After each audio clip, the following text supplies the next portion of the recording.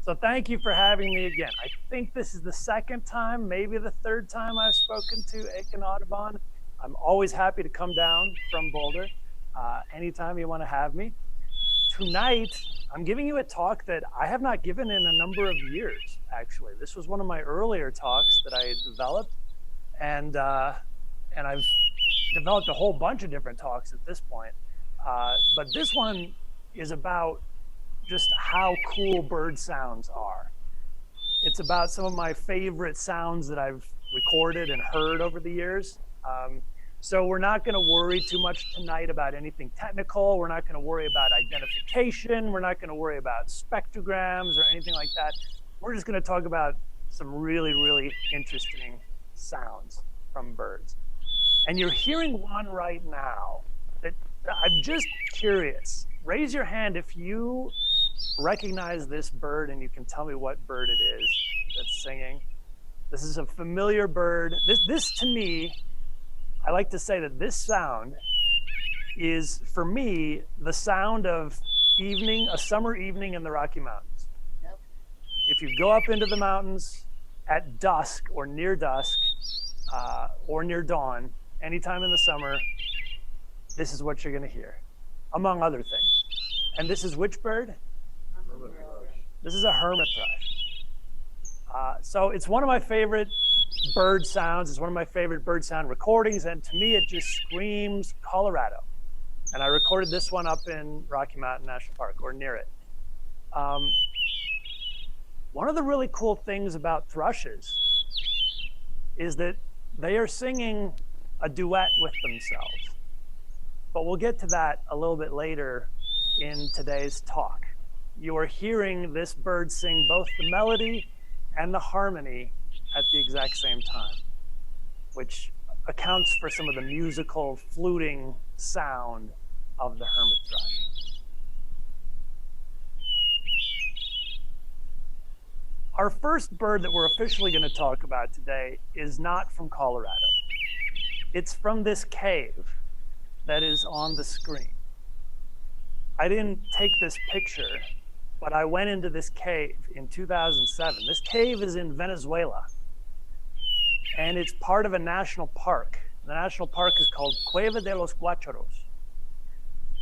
Guacharo is the Spanish name for the bird that lives in that cave. And this actually is the cave where Alexander von Humboldt discovered this species of bird back in the 19th century. And it is a bird that lives in the cave, and its lifestyle is that of a fruit bat.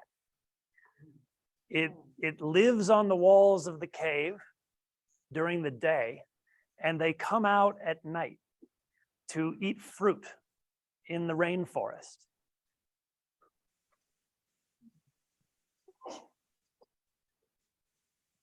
And they can echolocate like bats. Does anybody know what bird this is? Oil bird. The oil bird. This is what they look like when they're sitting up on the ledges inside the cave, illuminated by a flashlight beam. They're about the size of nighthawks, so they're not small. And they're kind of distantly related to nighthawks, but they're in their own family. And they don't eat insects. They go out during the night and they fly up underneath hanging fruit, and then they pluck the fruit on the wing, and then they fly off and pluck the next fruit, and that's what they eat. And they only come out of the cave at night. So during the day, they sleep in here in the cave, and you can actually go in, you can take a tour because it's a national park, and they have like a little walkway inside the cave with railings, and that you can take a guided tour, and the guide will walk you in there and show you the oil birds, and the oil birds will screech at you from the walls of the cave because they're not super happy that you're in their cave. But you'll get good looks. You'll get to see them looking like that. But when we went in 2007, we didn't just want to take the tour and see the oil birds screeching at us during the day. What we wanted was we wanted to get into the cave when it was closed at 4 o'clock in the morning. And we had to get special permission from the national park, but we got permission. We went in there into the mouth of the cave at 4 o'clock in the morning, because that is when all the oil birds in the cave are flying back in over your head to come back from their night out foraging. They're all returning in this grand flock. And unlike bats, oil birds can echolocate inside the cave. But unlike bats, you can actually hear their echolocating clicks. They're not too high for humans to hear. They're within the range of our hearing. Because of the way physics works, that actually means that oil birds are less good at echolocating than bats are. They can only see, they can see, they can't see objects that are as small as bats can see, because you need a higher pitch sound to bounce off of a smaller object. But it makes a really amazing sound when you're standing in the mouth of the cave and thousands of oil birds are streaming by overhead in the dark. And as sound recordists, we wanted to record this. So this is standing inside the cave looking out during the day. And this is standing inside the cave looking out at night. And this is what you hear.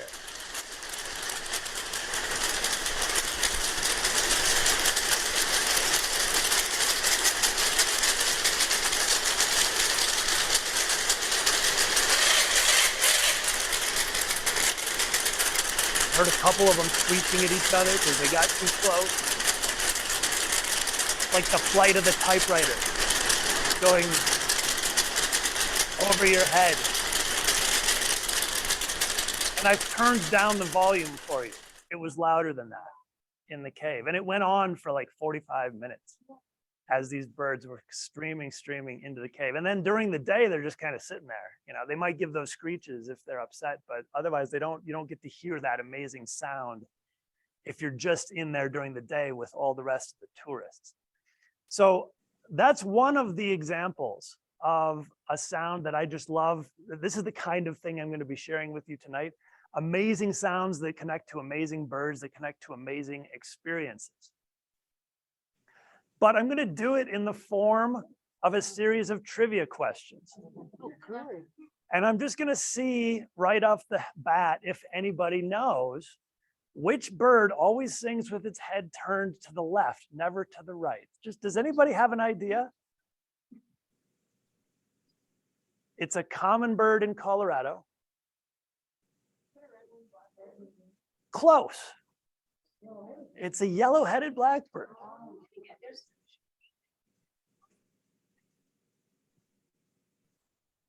When I first read this claim in the literature, I was astonished, because how many times have I heard and seen yellow-headed blackbirds singing? I had never noticed that they always turn their head to the left and never to the right. I thought that can't possibly be true. In fact, it's a little bit more complicated than that. Male red-winged blackbirds have two different kinds of songs. One of them sounds a little bit more like a cat being strangled, and one of them sounds a little bit less like a cat being strangled. Although they both more or less have that strangled cat kind of sound. So when they do the more strangled cat song, they turn their heads to the left. When they do their other slightly more musical song, they just keep their heads straight forward. That's what the research paper said that I was reading. And this research paper was written back in like the 1960s. So it wasn't like this was brand new information. It had been around for a long time, but I had never heard it. So I went out and I tried to capture yellow-headed blackbirds in the process of singing these strangled cat songs. And I'm going to show you the results of a little experiment that I did. I'm going to show you photographs that I took of singing yellow-headed blackbirds and audio that I took. And I apologize for two reasons in advance. First of all, because I'm not a very good photographer. Second of all, because I'm about to expose you to an awful lot of yellow-headed blackbird songs. But it's for science. So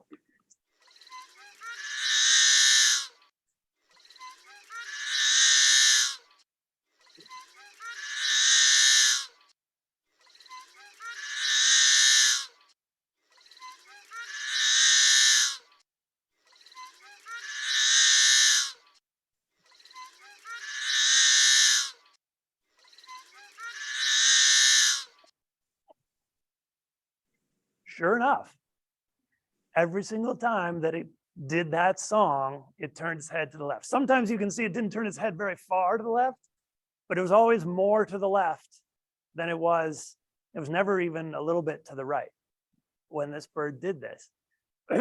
So for years, I had no idea why this could possibly be. Why would this bird only only turn its head to the left and never to the right? Why only when it sings one of its songs and not when it sings both of its songs? This was fascinating to me. And for many years, I gave this talk, and we got to this point in the talk, and I was like, why is this? I have no idea. Isn't that weird? We'll move on now. And then I was speaking to Massachusetts Audubon one year, and one of my fellow speakers at this talk convention was Richard Blum, who is a well-known ornithologist from Yale. And he wrote a book called The Evolution of Beauty, which you should check out if you're interested in evolution of birds. He came up to me after the talk and he was like, I know why yellow-headed blackbirds only turn their heads to the left when they're singing. And he said when he was a grad student, he had to dissect a lot of bird specimens. And what he noticed is that usually, we'll get to this in a minute when we talk about how birds can duet with themselves, but they have these two different bronchi, one coming from each lung that can make sounds. And he said in most birds, the one on the left is a lot bigger. It's a lot bigger around than the one on the right. And so by turning its head, the bird could be, straightening out that one tube that's bigger than the other tube and maximizing its volume. That was his hypothesis. He said it's actually a guess. He said he knew, but it was a hypothesis. Nobody's tested this, but it makes sense. It's the only explanation I've heard that might explain why this bird might always want to turn its head to the left instead of to the right.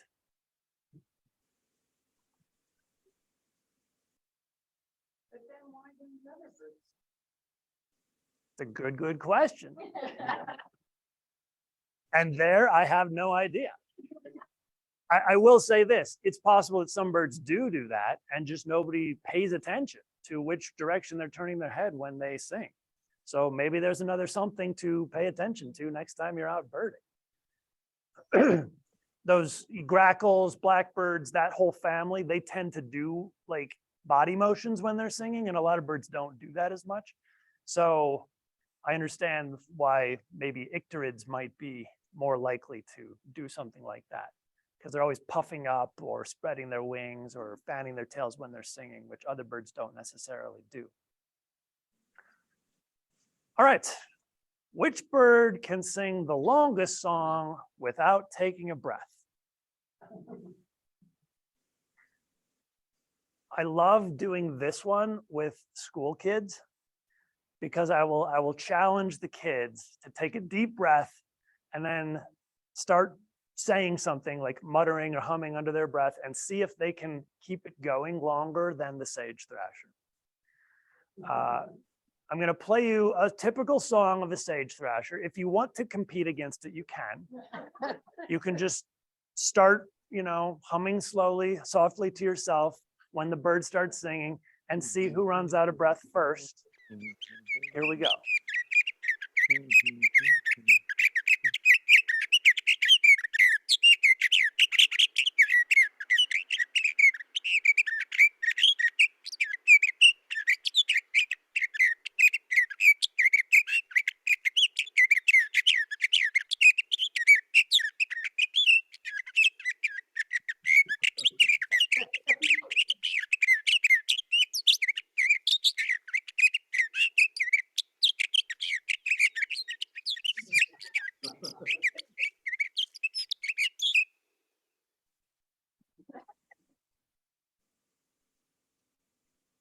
Anybody still going?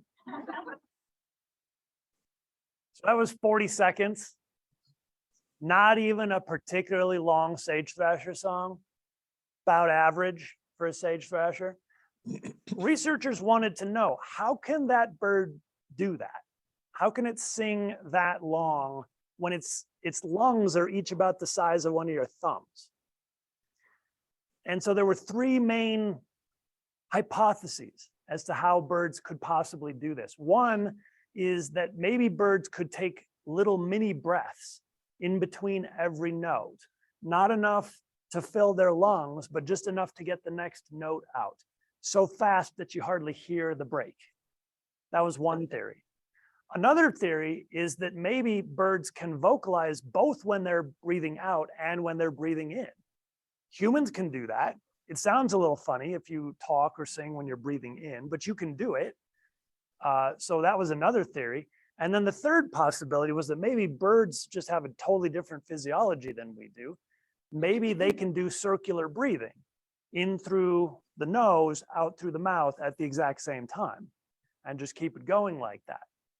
So in order to test which of these hypotheses was true, they invented tiny little pressure sensors that could tell the direction of airflow that were small enough that they could actually insert them into the mouth of a singing bird, and the bird wasn't bothered enough to stop singing in captivity. They did this with several species in the laboratory.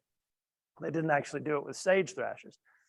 But what they found was that birds are taking little mini breaths in between every note. That sage thrasher sounded like he was never stopping, but actually there was little pauses of a few milliseconds in between each one of his notes.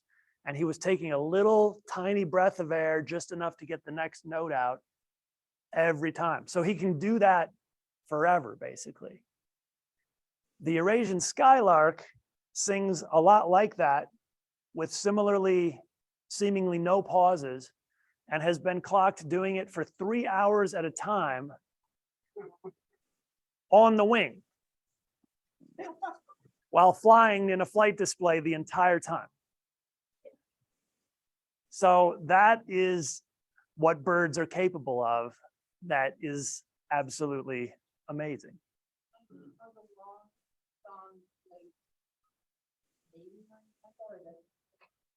When a skylark is doing a 3-hour flight, that's a territorial and courtship kind of display. And one of the theories is that, females might be impressed by how long the individual males can keep this up.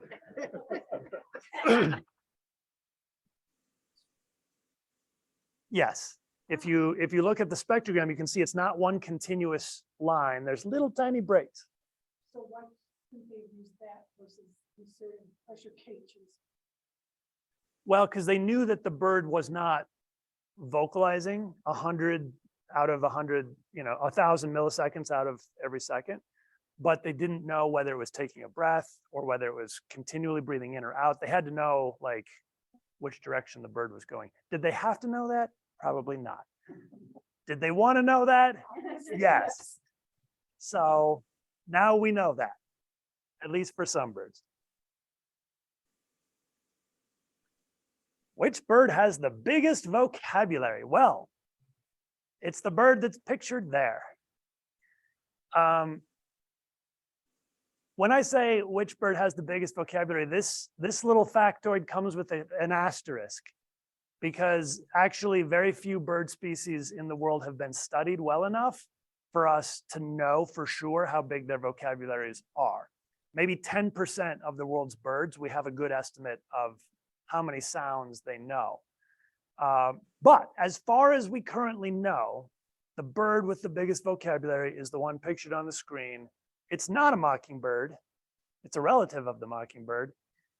It's the brown thrasher, which you can see in eastern Colorado, occasionally, here in El Paso County. And brown thrashers, if you're familiar with their song, they sing a phrase that lasts about 1 second, and then they pause for about 1 second, and then they sing for about 1 second, a different phrase, and then they pause, and then they sing another phrase for about 1 second. And it sounds like this. Let's see if it'll be singing. Maybe my presentation wants me to explain before you get to hear the bird song. researchers wanted to know how big the brown thrasher's vocabulary was. So a researcher named Don Kreutzma and one of his grad students back in the 70s, they went out onto the campus of the University of Massachusetts and they recorded one individual brown thrasher for 118 straight minutes, almost 2 hours of recording one individual bird. Sorry, 113 minutes. And in that time, the bird was estimated to sing 2,327 unique songs. So they estimated that that bird could have an even larger vocabulary of up to maybe 2,500 different phrases in its song. Just to put that in perspective, your vocabulary as an adult speaker of English is probably on the order of 25,000 words. So here's a bird whose vocabulary is almost 10% the size of yours, and its brain is the size of your fingernail. This is what it sounds like.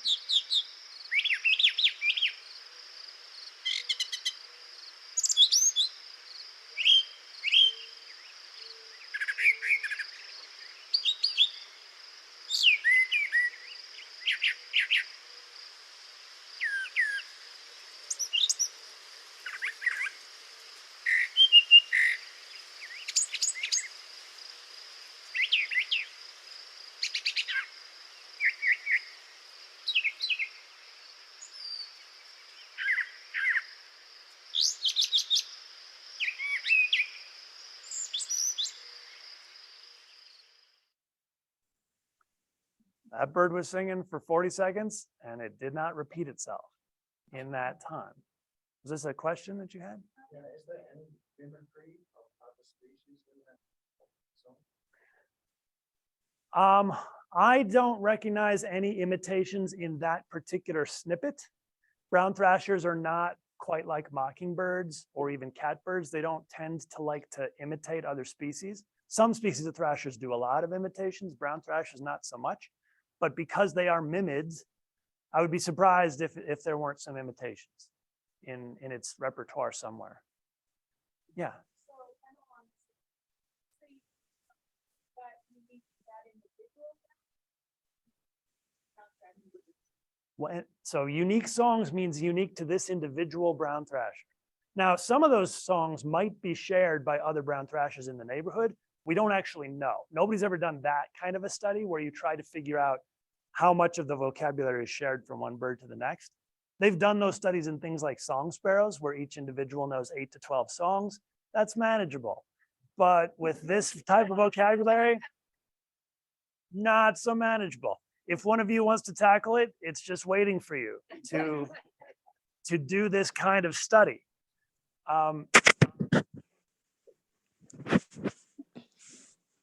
One of the questions that arises immediately is, why does a brown thrasher need to sing 2,500 different songs?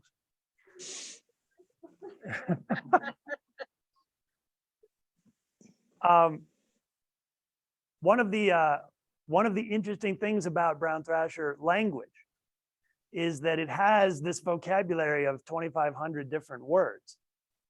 But it might be saving some brain space when it's remembering them all, because as far as we know, every single one of those words means the exact same thing. They all mean, I am a brown thrasher and I'm looking for someone to share my territory with. And they are all completely interchangeable as far as anybody's been able to discern.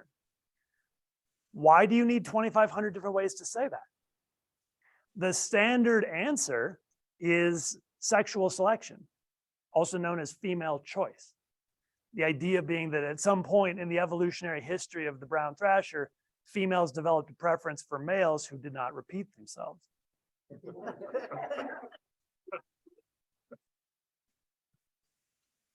And so the theory goes, you know, the males with the larger vocabularies are the ones who father the next generation, and the vocabularies keep growing over time. But here's the problem with that theory. In order for the female brown thrasher to tell the difference between the male who knows 2,200 different songs and the male who knows 2,500 different songs, She's going to have to listen to both of them for hours, if not days, and remember every single thing that came out of both of their mouths so that she can figure out when one of them starts to repeat himself. And we're pretty sure that the females are smart enough not to be putting in that much effort. So if the vocabulary has actually gotten so large that it's not even worth a female's time to like pay attention to how large it is, how does it stay that big? Why is it so big? This bird's vocabulary is on average 10 times larger than a mockingbird's vocabulary. And a mockingbird has a big vocabulary. So why do they need this many songs? We have no idea. Again, this is one of the things I love about studying bird sounds. This is a super common bird in the eastern United States. Most people have them in their backyards. It sings all spring, and yet we do not understand its song really at all. Whenever you are studying bird sounds, you are standing very close to the edge of human knowledge. It is much easier to go out in your backyard and record a bird sound that's never been recorded before than it is to go anywhere in the world with a camera and photograph a bird that's never been photographed before. So that's my little plug for recording and for uploading your recordings to eBird. We can talk more about that later, but that's exciting. This is an easy question. I bet you know the answer. Do birds ever sing duets? Of course they do. They sing duets and trios and choruses and all this stuff. We're going to listen to a few interesting bird duets, starting with that species there on the screen, which you may not have thought of as a singing bird of Colorado, but in fact, pied-billed grebes make some amazing sounds. They have a long, weird, hooting song that they make that if you haven't learned it, you've certainly heard it when you've been around a marsh with grebes in it. But the male and the female will duet with each other, and they'll do this kind of chatter laughing call that's actually a duet.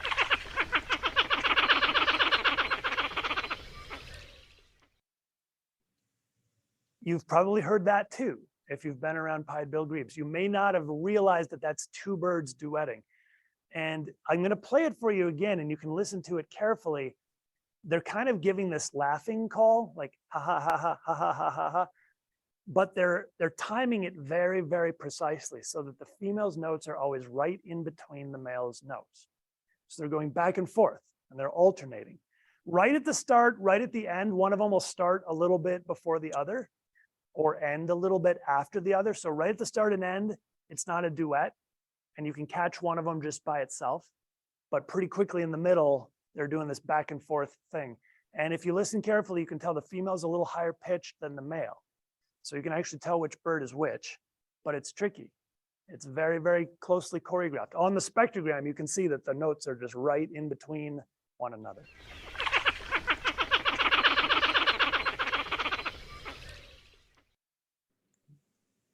And that's their pair bonding exercise. They're saying, I love you to one another.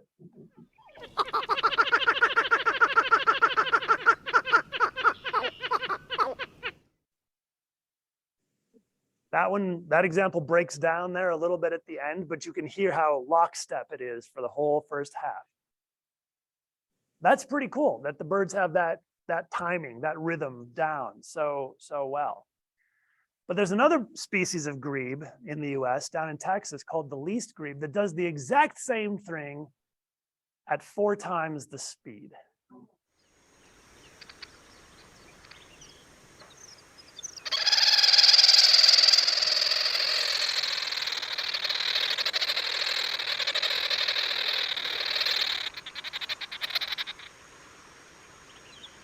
Again, right at the end, they kind of break down. They're in the middle.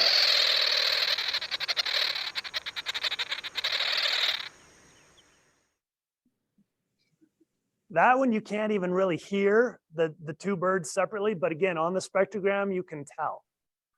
And if you're ever watching the least grebes when they're duetting like that, they're usually like staring each other in the face and like kind of like doing this song, singing right near each other, right at each other. So that's pretty amazing. Here's something even weirder. There's another unrelated species that does the same thing and sounds almost identical. And that's the black rail. If you go out to the marshes near John Martin, right at this time of year, you might get to hear them duetting like this.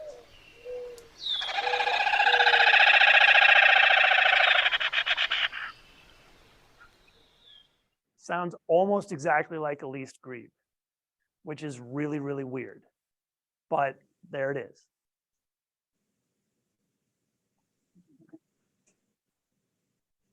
I hear murmurs of appreciation for the canyon wren, because you're all familiar with canyon wren song, and who doesn't love canyon wren songs?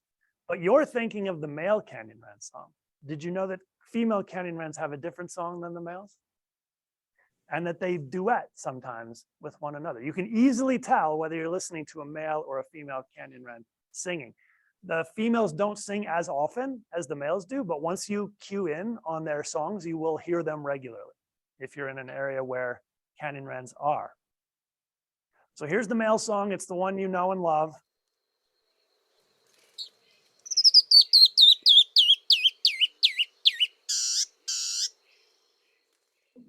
It's beautiful cascading whistles, sometimes with some of those kind of whiny notes at the end. Coming down the scale and getting slower, right? That's what, and with this very clear musical whistle quality, that's a male canyon wren. Here's what a female sounds like.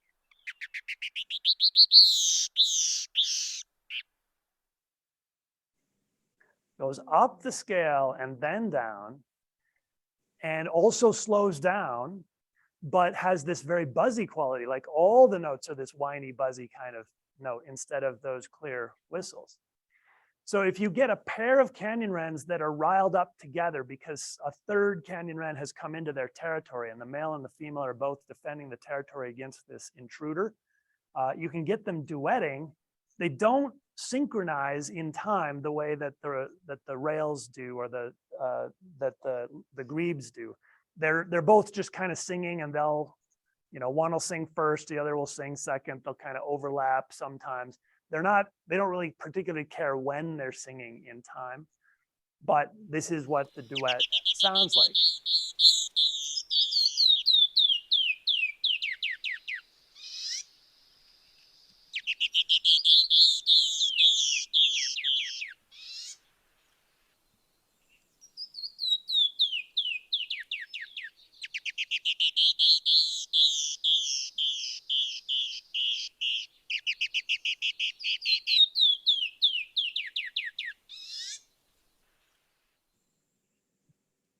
So next time you're listening to canyon wrens, you will totally be able to tell whether you were listening to a male or a female or both.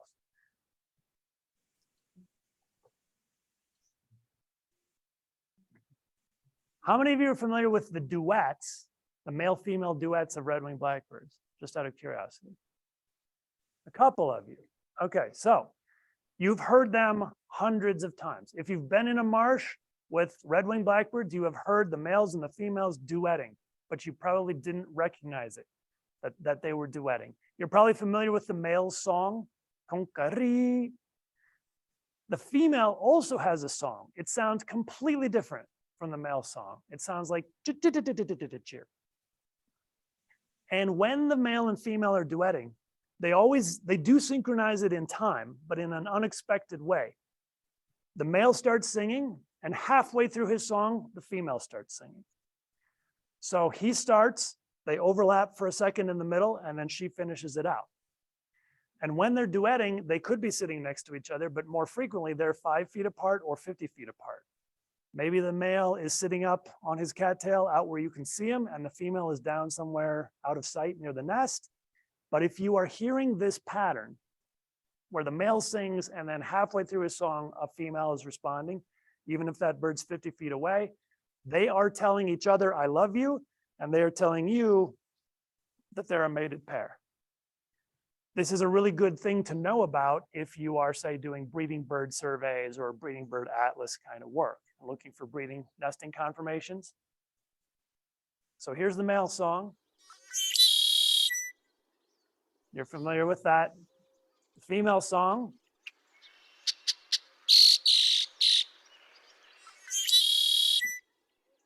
There's the male song and with it.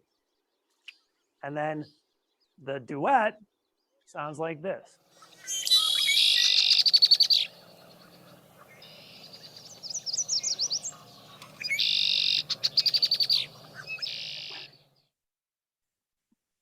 So you hear that call and response from the male and the female there. That means that that's a mated pair duetting.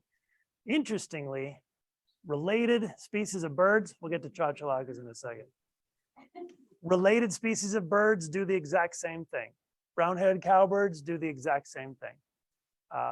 So the male sings, the female responds with a rattle call. She starts halfway through her mate's song. Meadowlarks do the exact same thing. The male sings, the female responds with a rattle call. She starts halfway through her mate's song. Those two meadowlarks could be 100 yards apart on the prairie, but they're telling you that they are a mated pair, especially if they're doing it consistently. And sometimes you'll hear it time and time and time again, 5, 10 times in a row, this same exact duet. So we can't talk about duetting birds without talking about chachalakas. Just out of curiosity, how many of you have heard a chachalaka at some point in your life? The rest of you are in for a treat. These birds have the sweetest, most melodious voices.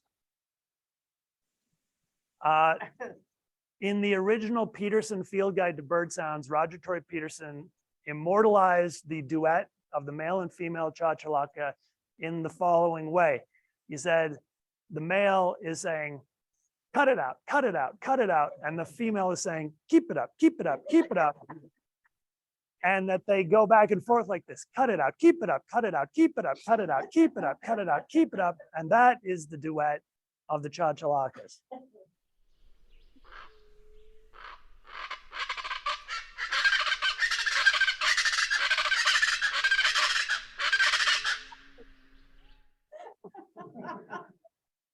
Again, I turned down the volume for you.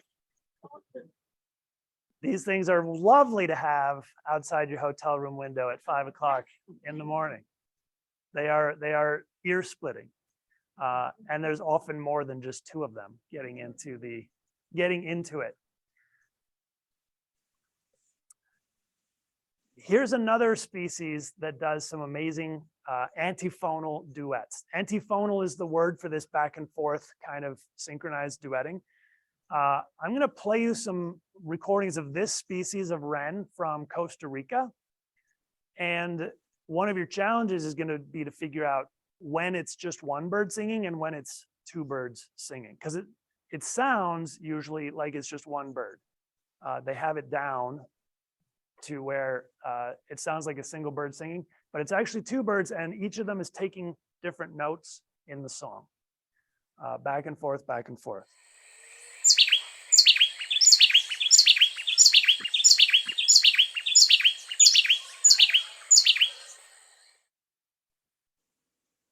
It's pretty easy to tell which bird is which in that particular recording, because one bird starts before the other and ends after the other, and he's also closer to the microphone, so he's a little louder. I'll play that one again so you can get used to this.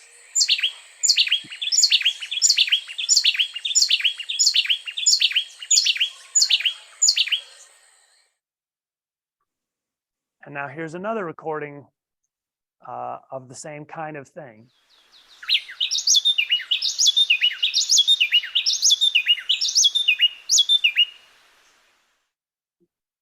Right at the end there, one of the birds quits and the other one keeps going. So you get to hear half the song at the end. That's one of the birds, but I'll play it again for you and you can tell, like, this is two birds going back and forth, sounding like one.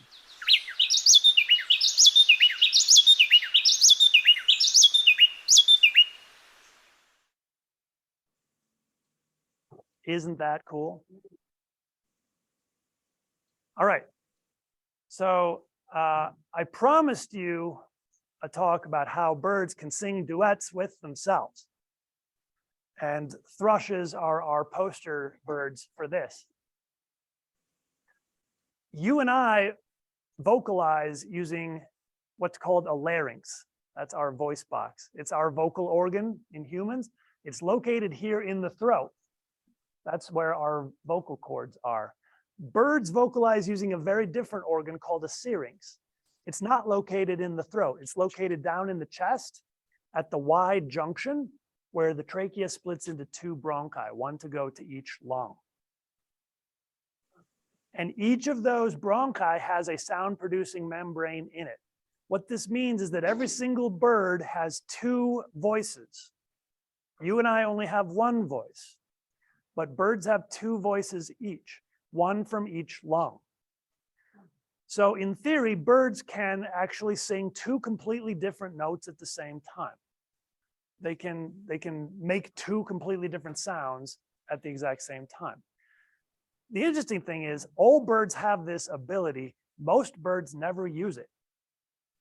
Most birds either spend their entire lives vocalizing only from one lung and never from the other, or what a lot of birds do is they sing the high notes in their song with one lung and the low notes in their song with the other lung, which probably explains why one of the tubes is bigger than the other. But what some birds do is they actually use this ability to duet with themselves, and they actually sing two completely different notes at the exact same time, the melody and the harmony. And thrushes are the best at this. They're not the only birds that do this, but they're some of the best. And this accounts for the wonderful metallic kind of musical quality that's unique to thrushes. So one of our best thrushes, with one of the best thrush songs in the United States and in the world, is Veery Song, which is a little tough to hear in Colorado. You have to go up to certain places in Park County or Jackson County in the summertime if you want to hear veeries singing. We have some breeding in Colorado, but not very many. They're very common in the eastern United States, in the deciduous broadleaf forests. And they sing a song that looks like that on the spectrogram. Let me see if I have a pointer. I do. Okay. So this is just, the introductory note is just a buzzy sound, but then after that, you have these two different voices, and you can see them right on top of one another here. And that is the bird's melody and harmony at the exact same time. Two voices from the same bird. That's what it sounds like. Very, very cool song. I'll play it a couple times.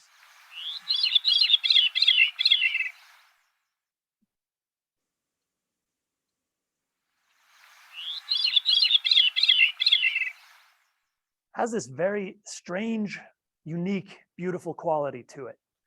And that's because of the polyphony, the two voices at once. Now I'm going to play it for you at half speed, which makes it a little bit easier to hear.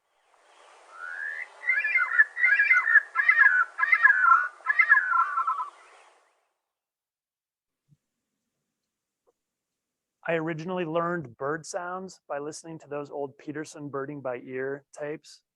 I'm old enough that I was listening to them on cassette.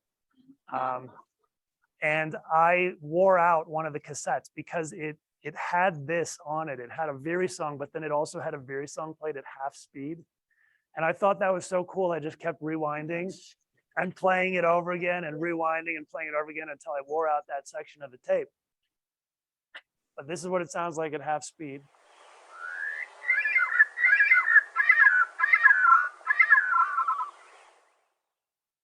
Like panpipes or something like that. Now, I have color coded the two voices there. One of them is red, one of them is blue. And thanks to the amazing abilities of sound editing software, I was able to go into that recording and edit out one of the voices and then go in and edit out the other one. So I could isolate these two voices for you. So here is the high voice only at half speed. I'm going to play you the high voice and then the low voice and then both together at half speed. Then we're going to do high voice and low voice and both together at regular speed so that you can actually hear what they each sound like individually. So here's the high voice only at half speed.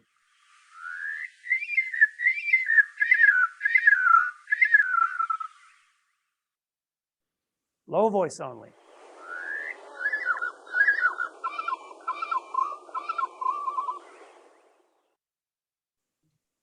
Both together.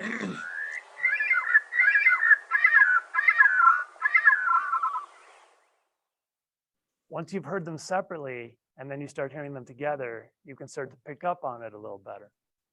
With training, you can actually tell, you can always tell, even at regular speed, when a bird is using both of its voices. It takes a little bit of experience, but it has a very distinctive quality to it, and you can always tell if you know what to listen for. Now, normal speed, high voice only.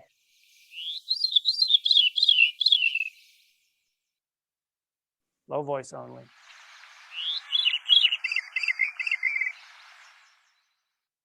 And both.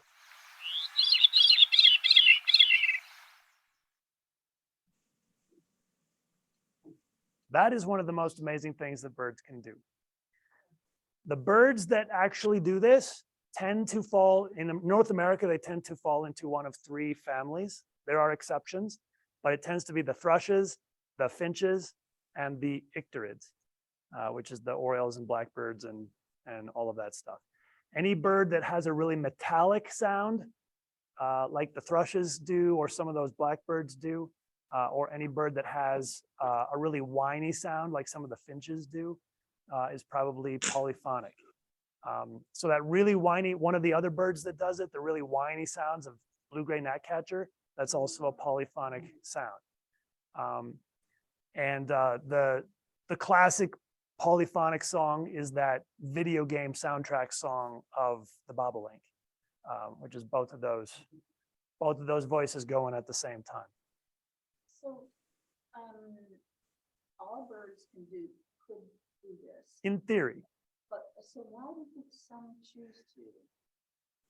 I think, yeah. Can you repeat the question for folks? Oh, so if all No. I need to repeat the question because I'm the one with the microphone who's going to the folks online. So the question is, if all birds can do this, why don't more of them do it? I think the basic answer is because it's hard, because it's physiologically demanding to do this. Some birds, one of the ways we classify birds taxonomically is by how many muscles they have that attach to their syrinx. There are a few species of birds that have 0 muscles attaching to the syrinx, like vultures and pelicans. So all they can do is grunt and hiss. They don't have any ability to control their voice the way the other birds do. And then as you move kind of basically from front to back of the field guide, you get birds that have more and more vocal control over their syrinx. So some birds don't have the muscles to produce a lot of very complicated sounds. In the middle, in the perching birds, the passerine birds, are divided into 2 groups, the oscines and the suboscines. And the suboscines have fewer muscles attaching to their syrinx, and they also don't learn their songs. And the oscines do learn their songs. In North America, in our field guide, the only suboscines we have are the flycatchers. So of the perching birds, we have the flycatchers. They do not learn their songs, and they have less vocal control because they have fewer muscles attaching to their syrinx. And then everything after that, from the vireos to the end of the field guide, is what we call the oscines, which some people call the songbirds. And those birds have the most vocal muscles attaching to their syrinx out of any birds. So they have the greatest vocal control. So typically when you hear polyphonic birds, it's oscines that have the ability to finally motor control their syrinx. Does that make sense? That's not exclusive. There's some other birds that can do some interesting polyphonic stuff too, but that's the main answer right there. This is our last trivia question of the night, and then we can open it up to your questions if you want. Now, this is a subjective question, of course, but I'm giving you my answer. I have a particular favorite bird song in the entire world. It is the bird that's pictured on the screen right now. You probably don't know this bird very well, but its relative lives right here in town, or just outside town. It's a solitaire. This is not the Townsend solitaire, though. This is the slate-colored solitaire from Mexico, from the cloud forest of southern Mexico. It's related to our solitaire, looks a lot like our solitaire, sounds a little different.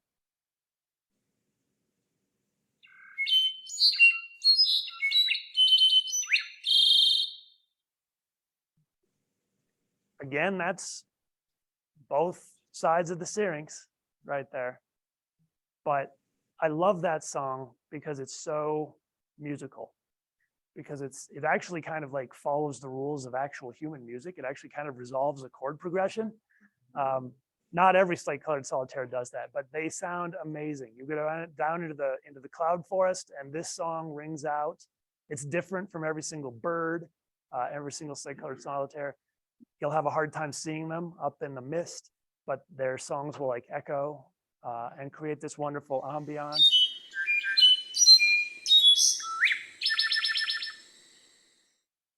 All sorts of sounds coming out of those birds. I just love them. There's also a bird called the brown-backed solitaire, which I love as well. This is another Mexican bird, another relative of the Townsend solitaire, also singing with both sides of its syrinx.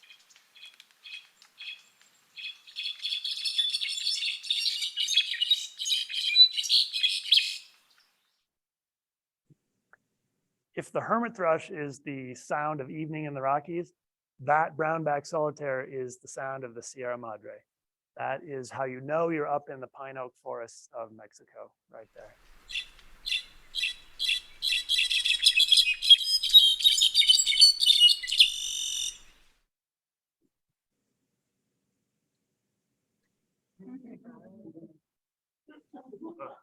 I'm going to have to mention a few other birds that just sound too cool to not be in this talk. One of them is the Montezuma oropendula. If you've never seen one, they are relatives of blackbirds and orioles and meadowlarks. And they're about the size of a crow. And they've got that yellow tail and that candy corn bill. And when they're singing, they fall off their perch forward with their wings until they're upside down, and then they swing themselves back up. So they like tip over and sing hanging upside down from the perch, and then they like right themselves immediately. And their song sounds like a video game rocket launching and then crashing in flames.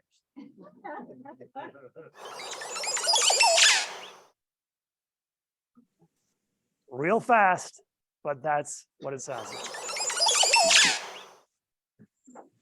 That's all from one bird right there. And yes, that is both voices.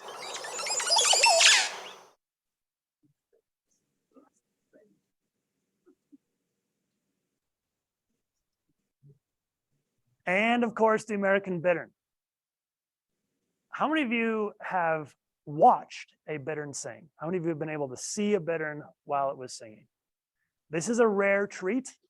I highly recommend that you watch it. A great place to do this is down in the San Luis Valley of Colorado. If you go to like Monte Vista National Wildlife Refuge, Alamosa National Wildlife Refuge, or those county roads down there, they have a lot of bitterns.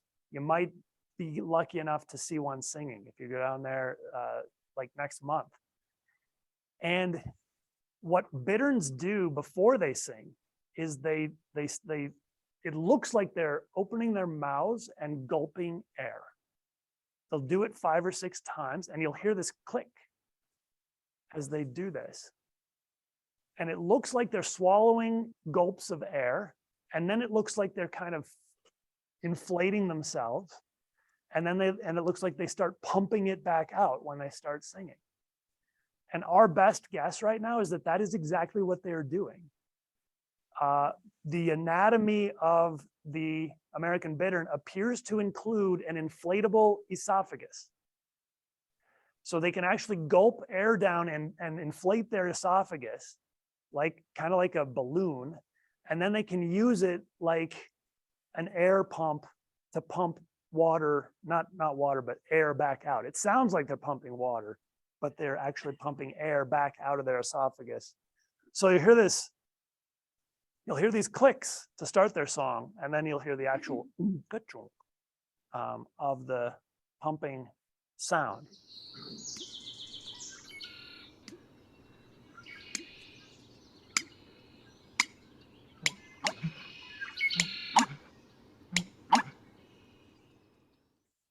Could you hear those clicks? You know, the clicks to start with. You don't hear those unless you're at very close range, and you wouldn't see what's going on with that, because that's the click of it swallowing air each time. I'll play it again here.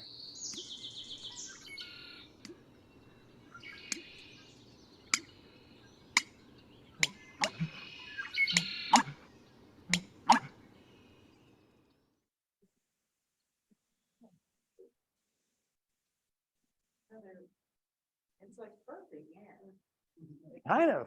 It's not coming from their bronchi. No, well, it's not entirely clear.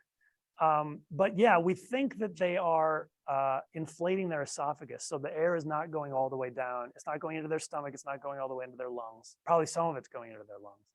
But they're creating this big reservoir of air that they can then kind of pump back out.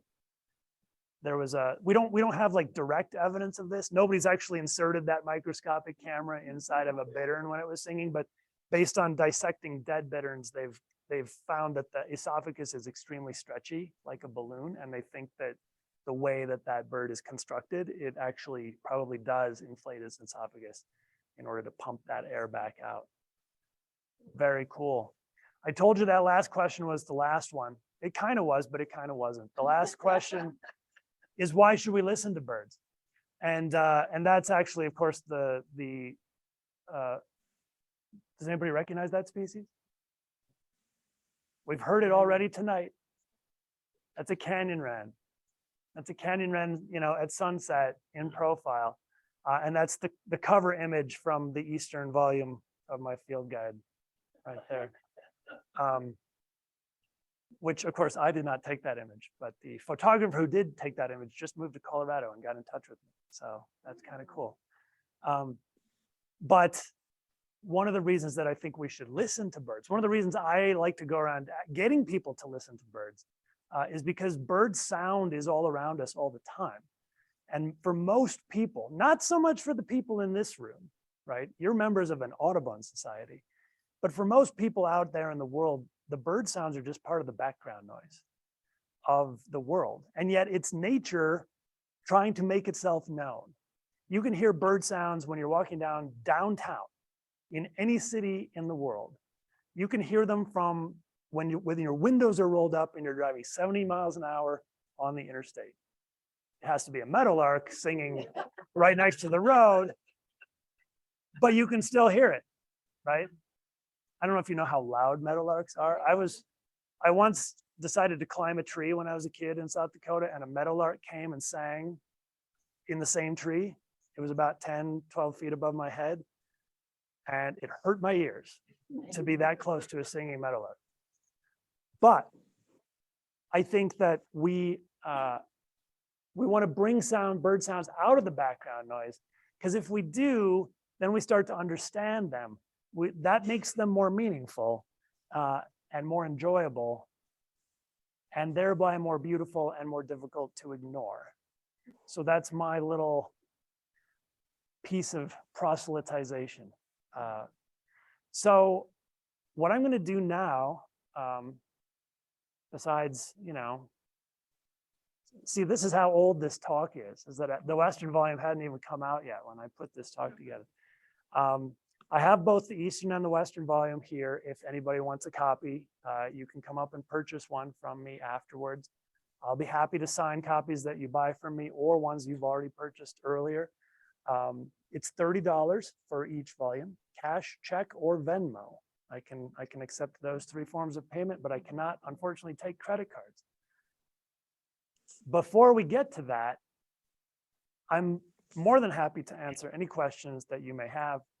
And I will also check the chat, because we may have some questions in the chat as well. And yeah, I will sit here and answer questions about bird song all night. If you keep going, I will go as long as you want to go. So, We are going to ask a question. You have to be holding the magic wand. So if anyone has a question, I'll just pass you the magic wand. All right, so I have a question. So you talked about the canyon wren, how the female sings, and then you talked about kind of why males sing. But why do you think females are singing? That's an excellent question. I have an entire presentation on female song. If you want me to come down next month, I can give that. All right, you're hired. But the short version is this. We tend to think female birdsong is rare. That's likely an accident of both Victorian sexism and our latitude. Because the people who decided female birdsong is rare were British ornithologists back in the last century and the first part of the 19th and early 20th century. And they decided female birdsong was rare, partly because they were Victorian and partly because they live at high latitudes. Migratory birds, the males often, they'll split up the duties, right? The males will come back earlier in the year, which is a bigger risk because you risk bad weather and less food the earlier you get there. But the earlier you get there, the better territory you can stake out. So it's a trade-off, but it's riskier to come back earlier. So the males come back earlier, they establish the territories, they fight with each other, they sing to defend and establish those territories. Females come a little bit later, and because they're trying to play it a little bit safer. And then they get their pick of males and they get to decide which male has the best territory. He's already been there a while, he's already established it, and then she gets to lay the nest. So the females don't have to sing because the territory work has already been done when migratory birds split up the duties in this way. So, but if you go to the tropics, where most birds are non-migratory, and the male and the female are on the same territory all year round, and they both have to defend it, it's normal for both species to sing. So in the majority of bird species, both species sing. And we just heard that, like with the riverside wrens from Costa Rica, that's the two birds doing their duty. Canyon wrens, non-migratory. The male and the female are on that territory year round. They're defending it with song year round. Partly, we think female birds don't sing because we don't recognize like the cheer of the red-winged blackbird as a song because we think songs are supposed to be pretty. But in fact, that is the song of the female red-winged blackbird. So partly it's not, we're not listening. It's partly we have this kind of these prejudices about what song should sound like. And partly it's that we live in a place where a lot of our birds leave for the winter. And that cuts down on female song. But even in species that migrate, if the females rarely sing, if you bring that female into the laboratory and give her a little shot of testosterone, she will start singing just like a male. And what that tells us is that female birds have not lost the ability to sing. They've merely lost the urge. And it also means that in the ancestral species, female birdsong was the norm. So in those species where females do not sing, it's because the females have quit singing, not because they never learned. Great question. Another question.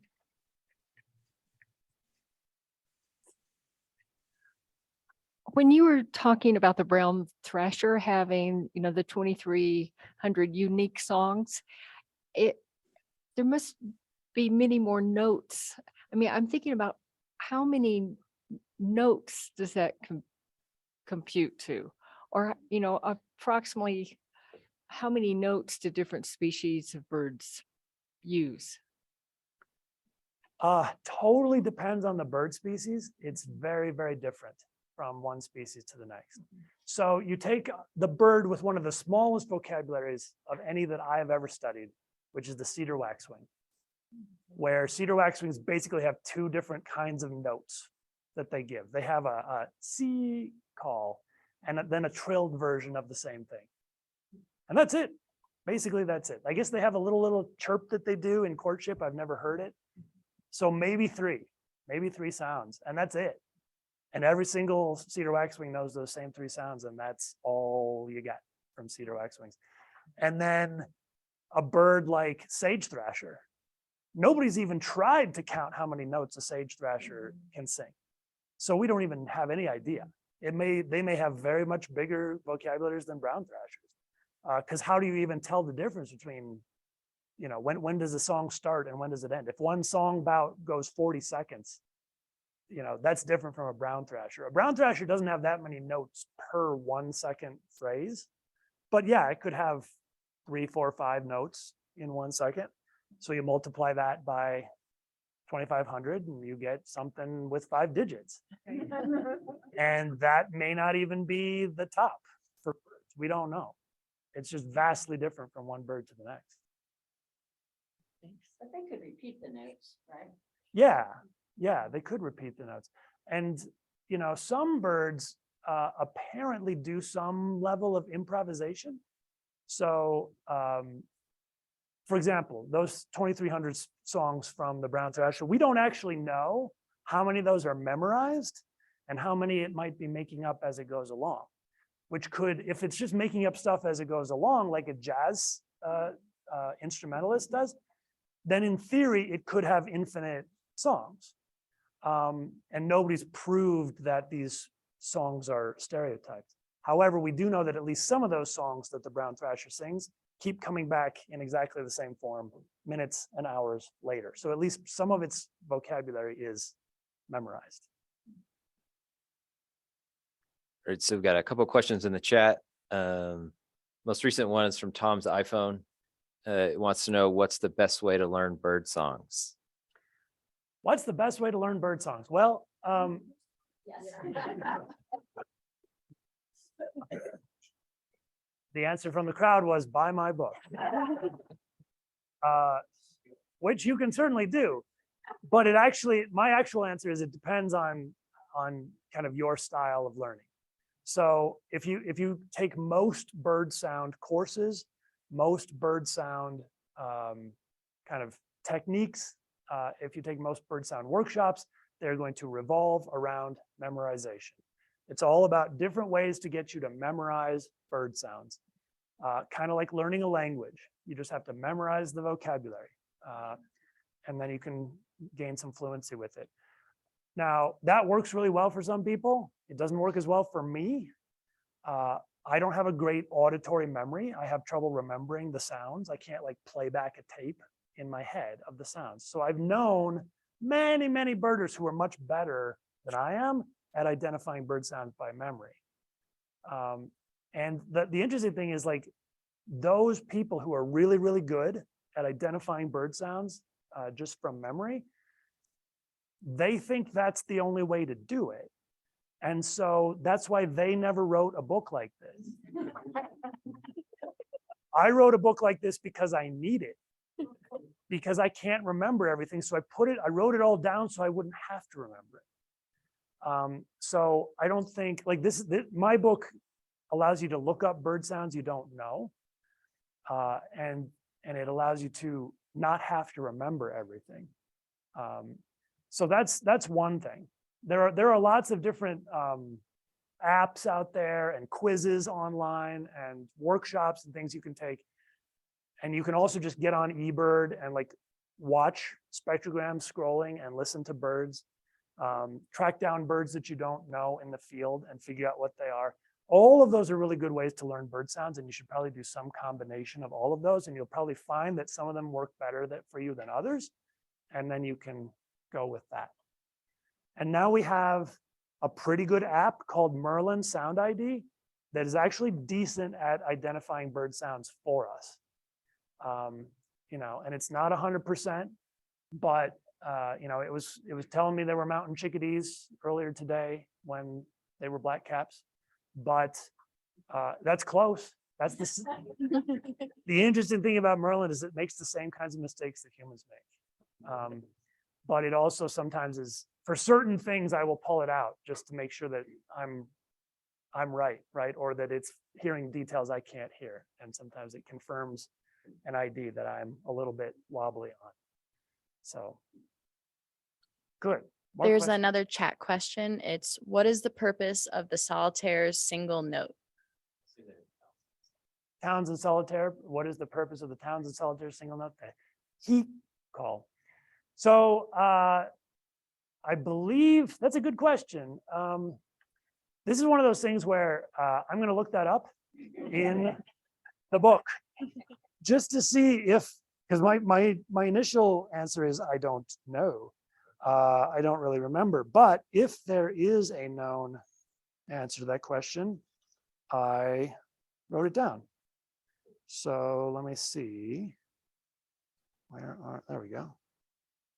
Towns in solitaire. Okay, all year, most common call. That's all I said. So I think it's fair to say the literature did not tell me when I went to look into the scientific literature. What does this call mean? We don't actually know. It's probably not aggressive because towns and solitaires bust out these other sounds when they're getting aggressive, these chattering notes and some snippets of song. So it's probably a contact call, but you know, the classic solitaire is by itself, hence the name. It's to do with the habitat, they're in cloud forest, and it's a very clear sound that you can hear at least half a mile away. You're referring to the slate-colored solitaires call, which is, they kind of have a similar call to the Townsends, but longer. So yeah, it's probably some version of contact call would be my guess, but it's probably not alarm and it's probably not aggressive. That's the best I can tell you. My question was just what are you using to record your the bird sounds? So I now have several different microphones and recorders. My newest version is a parabolic microphone with a zoom recorder that is attached to the handle. I rigged it up so that it would attach to the handle. So it's just, there's no more, there used to be like, I had to wear the recorder on my hip, you know, with a strap, and then there would be a cord going up to my parabola. And now it's all self-contained in this thing that I hold. I mean, it's still a 22-inch plastic dish, so it's not small, but that's what I typically use if I'm serious about recording bird sounds. But I don't always have that with me. You know, I don't always take it out of the car even if I do have it in the car, because it's not convenient and it's not always, you know, what I'm after. So a lot of times I'll just record with my phone. You record with whatever you got with you. So I would encourage all of you to start recording with just your phone. And if you have an iPhone, then you have a built-in app called Voice Memo. And Voice Memo, all you need to do to turn it into a great bird sound audio recording device is to go into the settings of Voice Memo and make sure that you are recording on the highest possible quality. That will record it as an uncompressed WAV file, and that's what you want. You do not want to record in MP3 format because MP3 compresses your sound and takes some of the information out of it for a smaller file size. So the WAV files, which are just called highest quality on Voice Memo, that's the best your phone can do, and that's pretty darn good. The phones are getting better and better. They're putting better microphones into the phones and more microphones into the phones now than they did a couple generations ago of smartphone. If you have an Android, you do not have a built-in app that will do this, but you can download various free apps that will do it. My favorite one, you can use Merlin Sound ID because it records as it tries to identify, and it records in WAV format. So if you have Merlin Sound ID, you can always use that one. I also really like an app called Song Sleuth, and Song Sleuth is no longer being supported by its developer, but I think you can still download it for free for Android and iPhone. It has better spectrograms than Merlin Sound ID.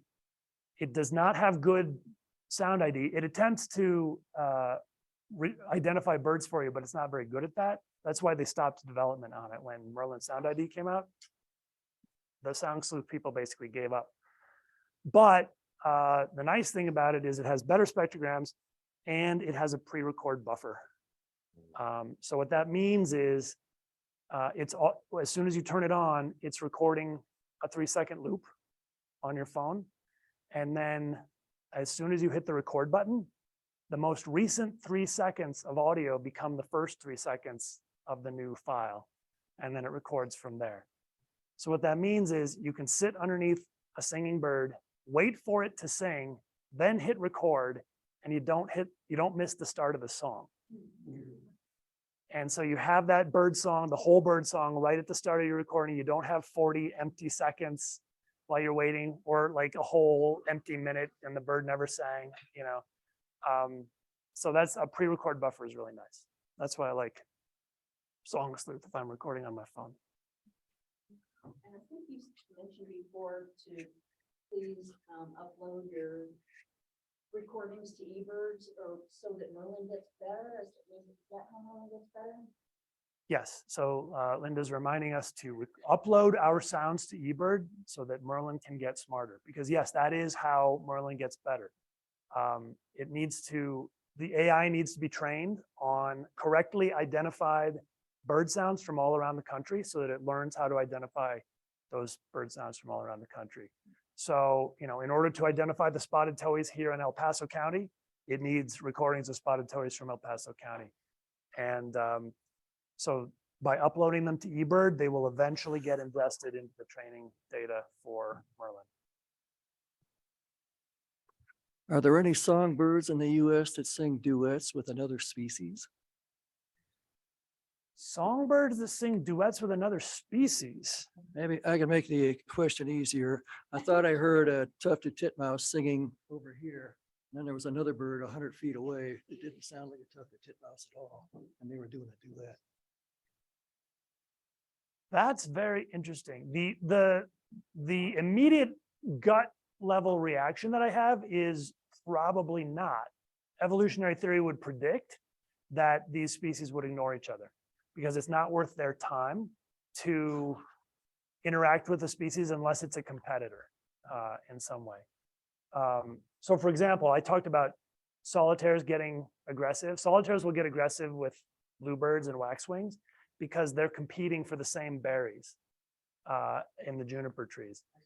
But you know, usually for finding a mate and defending a territory, they will completely ignore all other bird species except for their own species because that's the only actual competitor for a mate.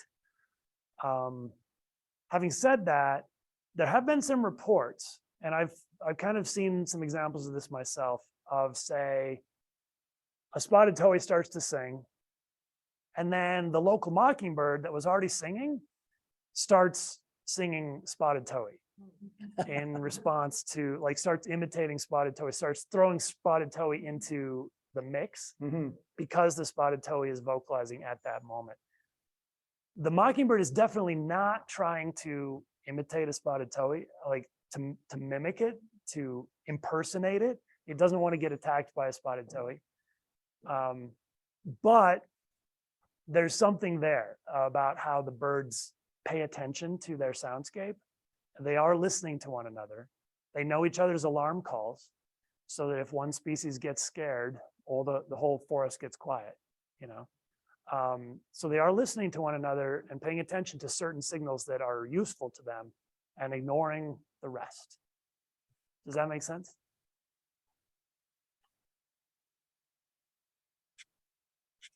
I think there's another message in the chat.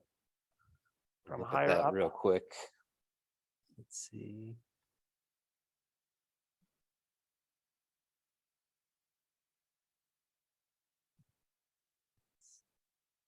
So Joni's saying, through the winter, we've put a mic out with the receiver in the house and plugged into our iPhone, and then we start up Merlin.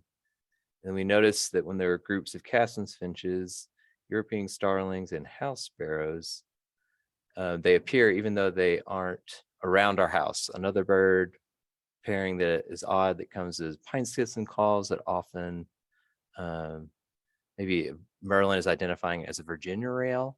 Have you come across more of these pairings that can often throw you off? I guess specifically asking about Merlin or any other comment like common mis-IDs by Merlin that you might get on a regular basis?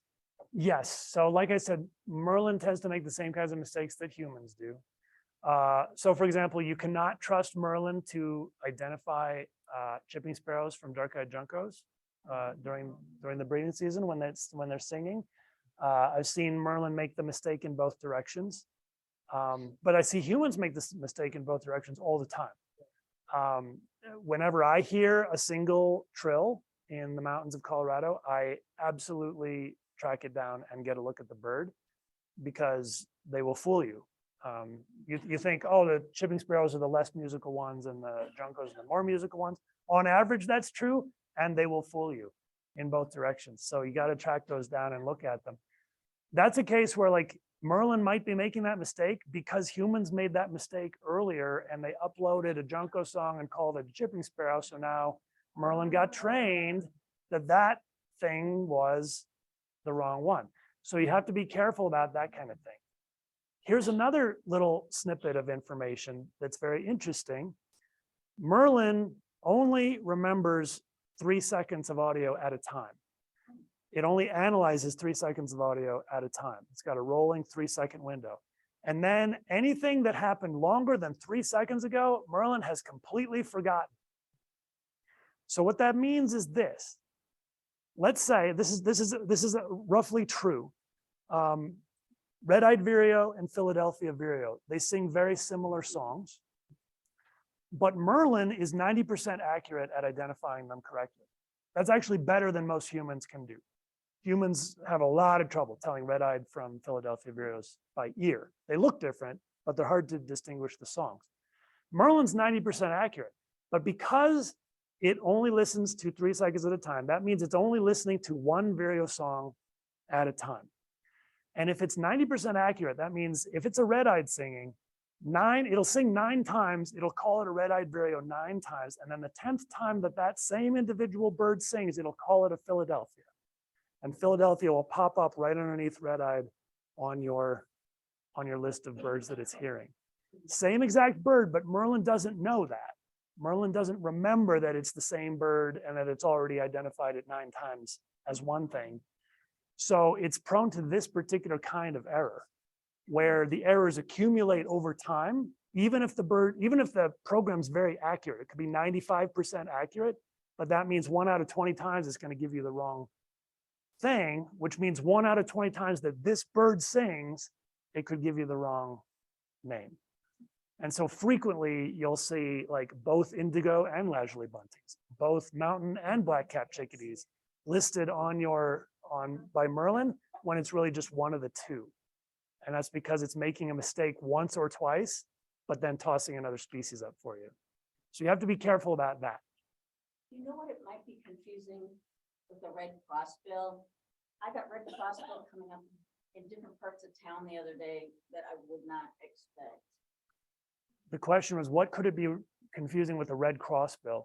A lot of things could be. So birds that have a lot of different sounds, like starlings, or red crossbills, or red-winged blackbirds, because they have so many different sounds.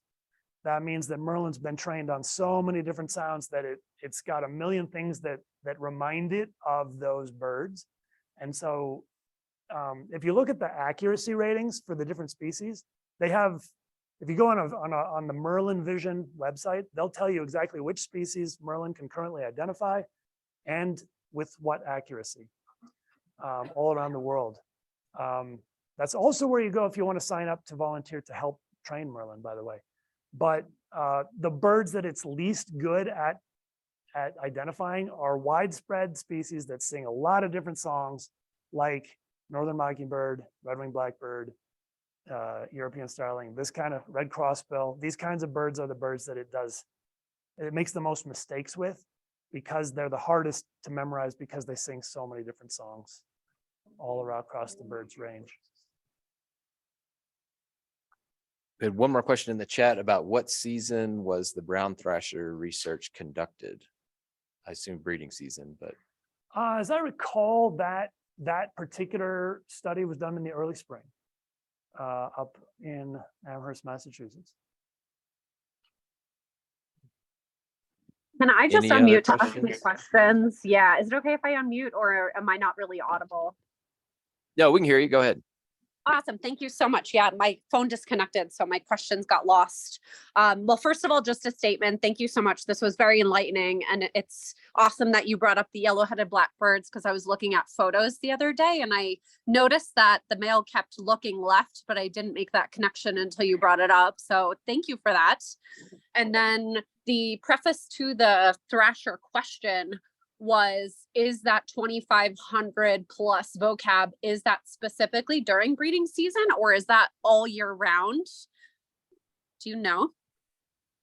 Well, we don't 100% know. The theory would be if brown thrashers follow the same rules as most other birds, then they learn all of their songs during their first year of life. And then a window closes and they cannot learn any new songs for the rest of their life. They may only sing during the summer, but they would remember those songs all year round.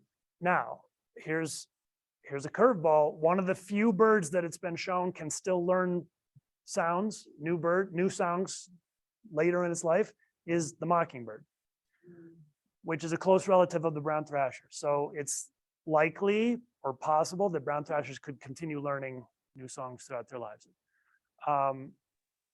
Here's a really fascinating other fact that I'll share with you. Birds that have complex songs, it takes a big part of the brain to handle that. And they've mapped out the portions of the brain that are firing when birds are singing in the lab. And it's a big part of the brain.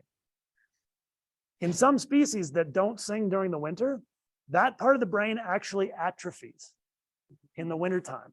They actually shrink their brain because then it doesn't require as much energy. They don't require as much food. The brain is a blood hungry organ and an oxygen hungry organ, and it takes a lot of energy to keep the brain going. So they shrink their brain. They don't sing during the winter because they physically can't. And then they regrow their brain, that portion of their brain, in the spring in order to sing again in the spring. How awesome is that? Yes, actually, a friend of mine just told me this the other day, and I believe she learned it from you.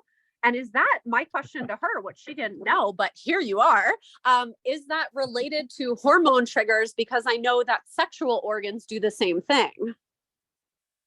Absolutely. Absolutely. Cool. That is related to hormone triggers. I can't tell you any more detail than that.